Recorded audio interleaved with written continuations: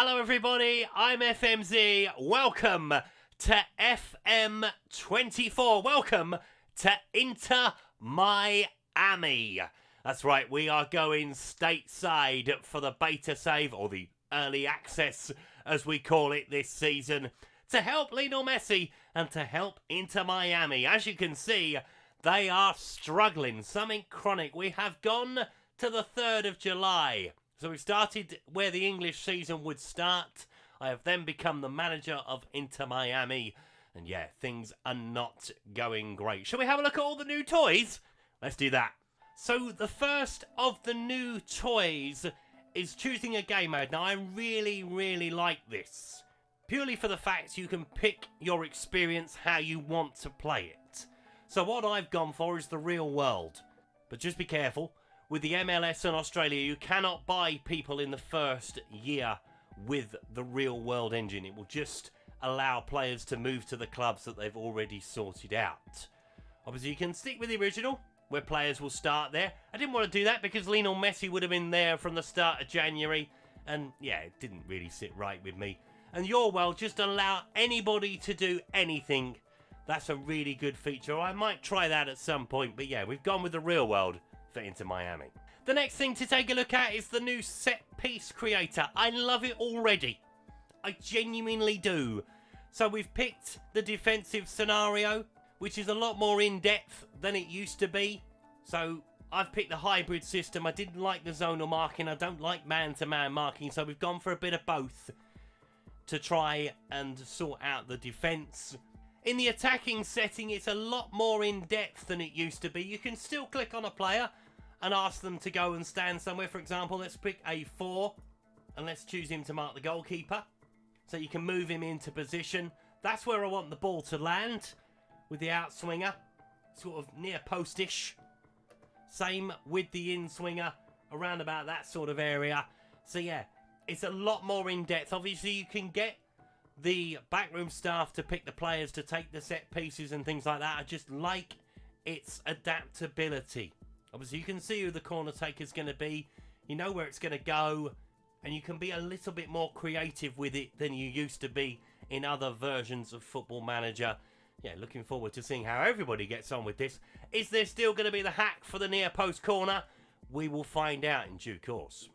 Now, obviously, with the transfers, it's going to be interesting how we go along because there are going to be players leaving the football club all the time. Fortunately for us, there's not that great surge of players leaving the football club that are going to have any real contribution to offer. Nick Marsman is probably the one exception to that. He looks a fairly decent goalkeeper, but he's on his way out the door at the start of August, so we might use him for the time he's here at least. Harvey Neville is the other main one leaving the football club, and obviously we know who's coming in. And there are a host of them coming in, including Thomas Alves from Racing Club. £5.5 million they've spent on him.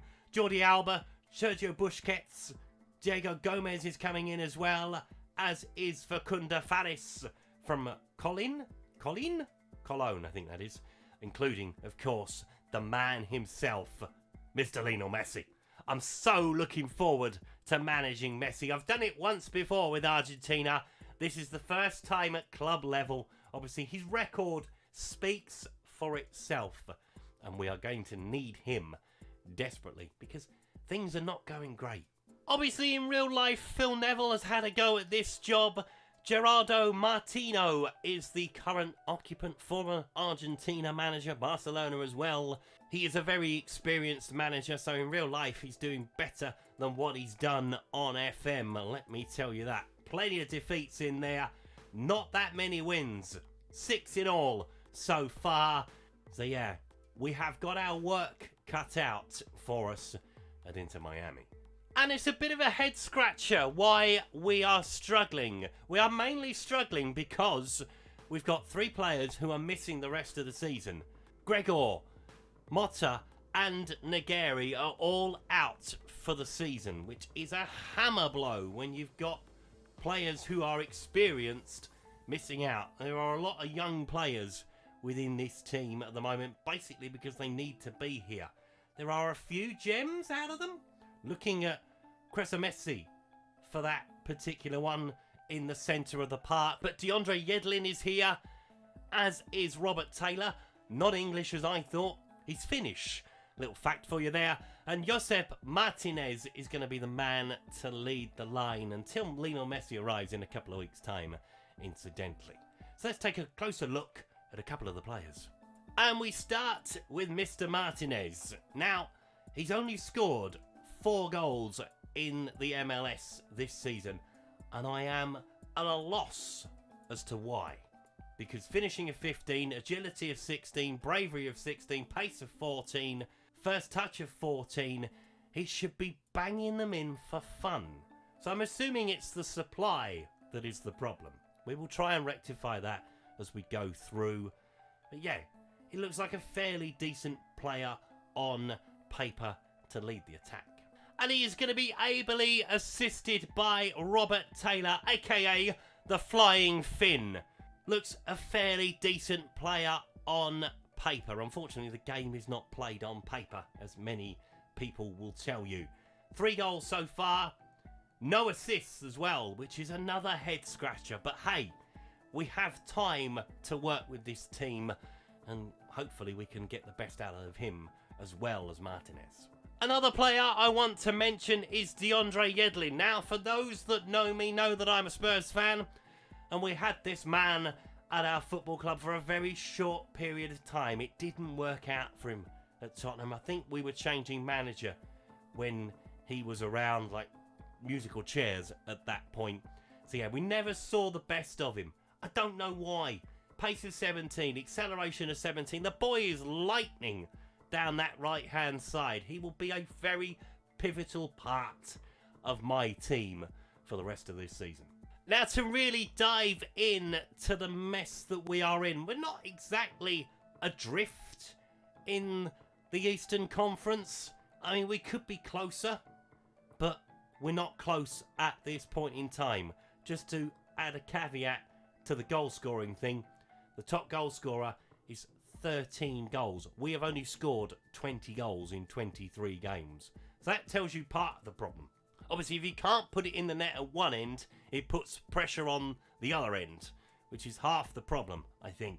So yeah, we're only 5 points off the playoffs at the moment. That is the minimum requirement to get into that top 9 and then see what happens from there. Philadelphia Union, they've got 52 points. They are running away with it at the top of the table. DC United, Wayne Rooney's former side, of course, on 34. They are the ones we're looking to catch, as well as Nashville, Chicago Fire, Atlanta United as well, Montreal, Red Bull, both the teams from New York, New England and Toronto complete the Eastern Conference. It's a very competitive Eastern Conference, I think, out of the two. I think this is the more competitive compared to the Western. So what we're going to do, we're going to find our feet for a couple of games. We're going to play Cincinnati, we're going to play Columbus Crew.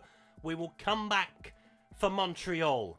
Messi's first game for us in front of a home crowd as well. Obviously, we only recently lost to Montreal as well, so it'll be very interesting to see how we get on with that. Thank you so much for watching today's video. If you've enjoyed it, please leave a like on it. Subscribe to the channel if you haven't done so already, and I'll see you for Messi's bow next time around. Goodbye.